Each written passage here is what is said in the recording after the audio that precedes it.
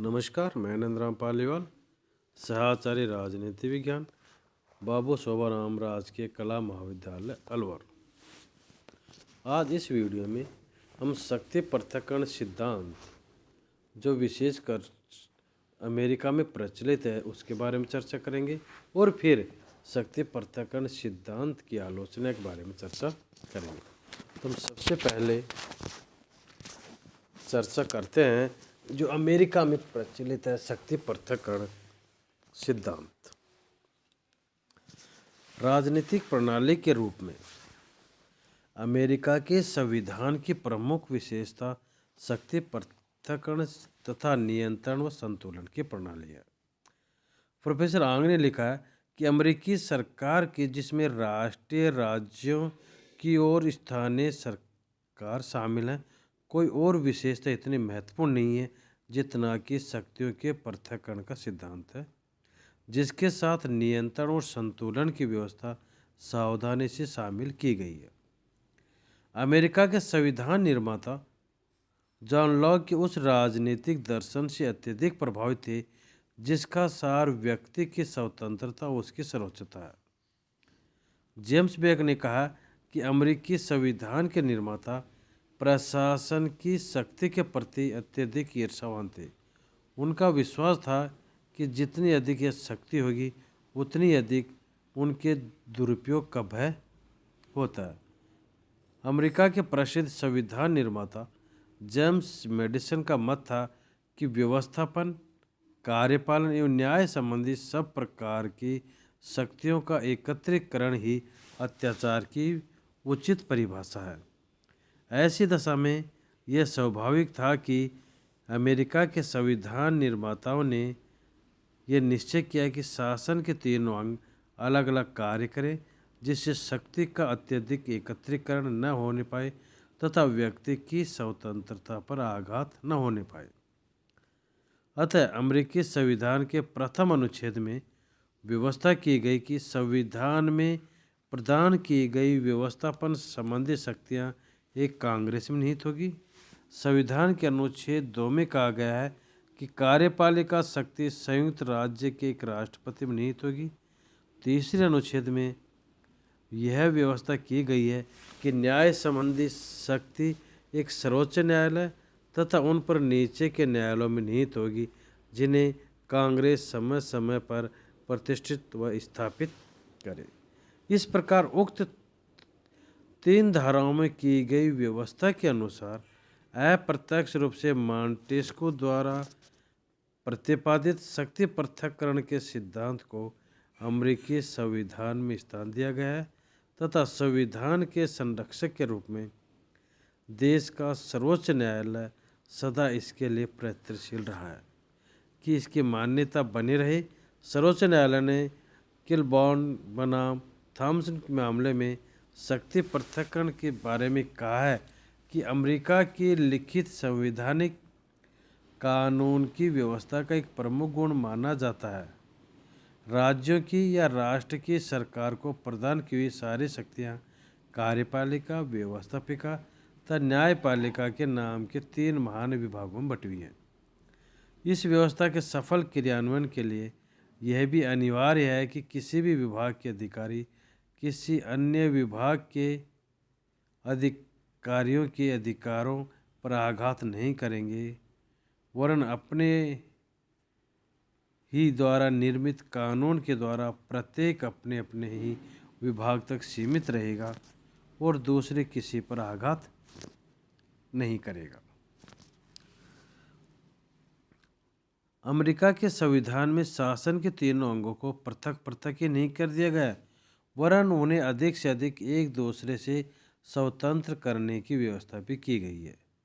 राष्ट्रपति जनता द्वारा प्रत्यक्ष रूप से निर्वाचित प्रतिनिधि है और उसे अपनी स्थिति को बनाए रखने के लिए कांग्रेस पर निर्भर नहीं रहना पड़ता।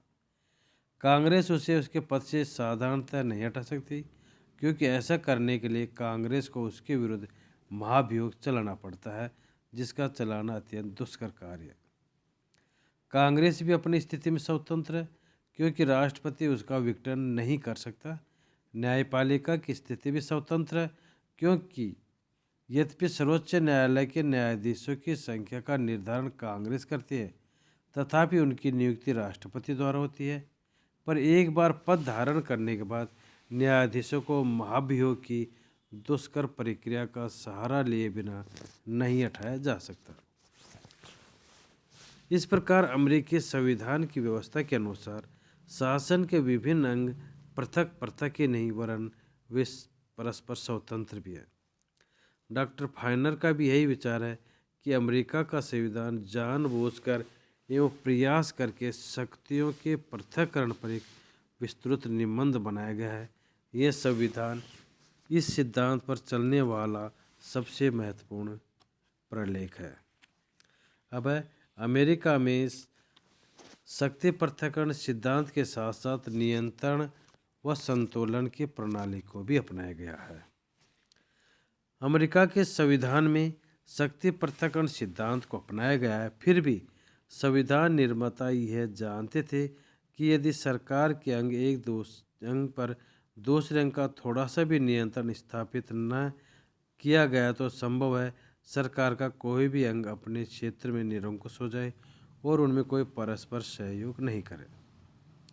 मेडिसन ने जो शक्तियों के पृथक्करण के मुख्य समर्थक है, स्वयं अपने समाचार पत्र फेडरलिस्ट में लिखा है कि शक्तियों के पृथक्करण सिद्धांत का यह आशय नहीं है कि कार्यपालिका, व्यवस्थापिका तथा न्यायपालिका एक दूसरे से कोई संबंध नहीं रखे।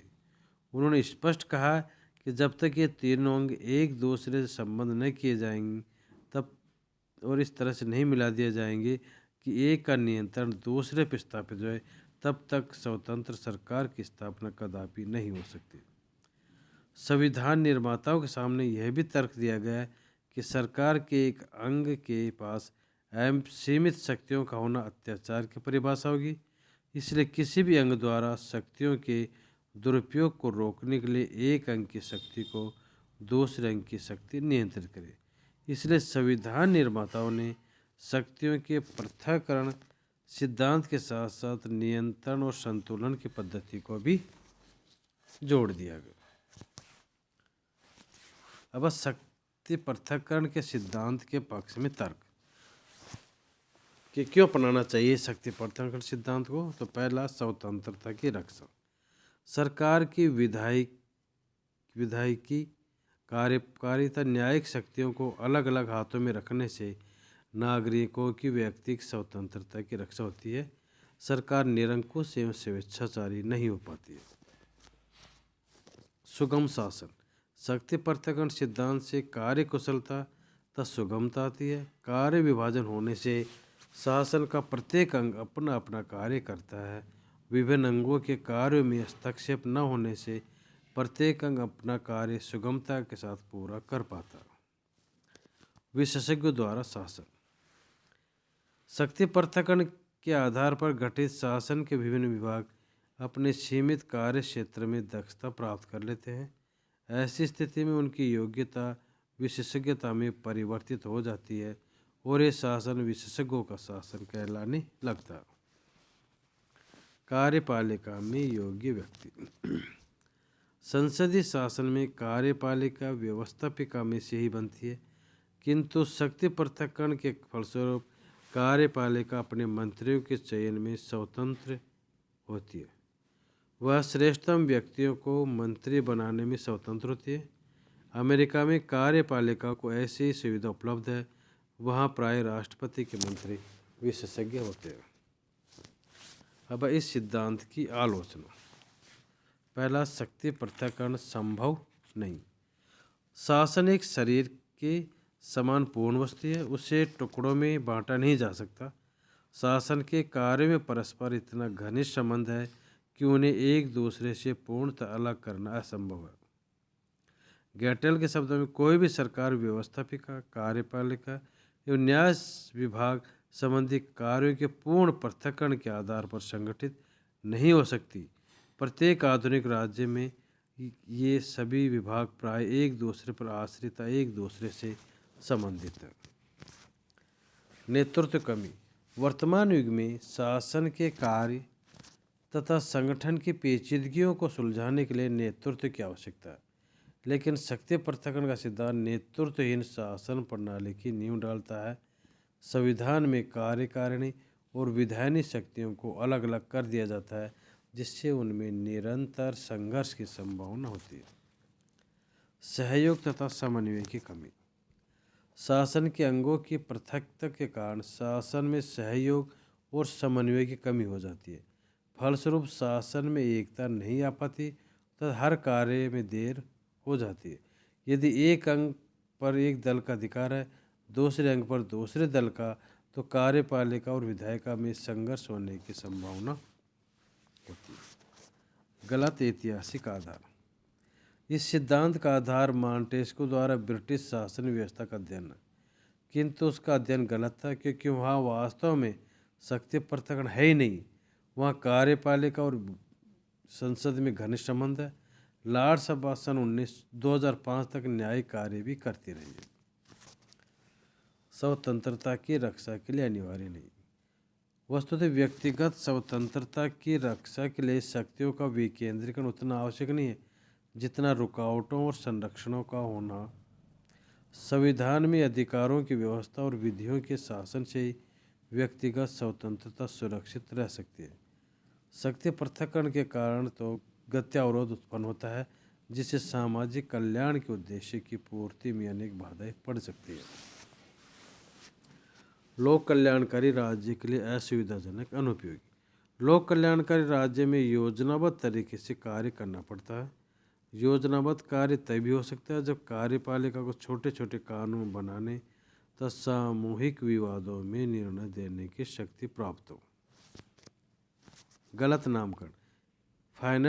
फाइनर के अनुसार शक्ति पृथक्करण के स्थान पर यदि हम इसे कार्यों के प्रभेद का सिद्धांत कहें तो उचित होगा। धन्यवाद।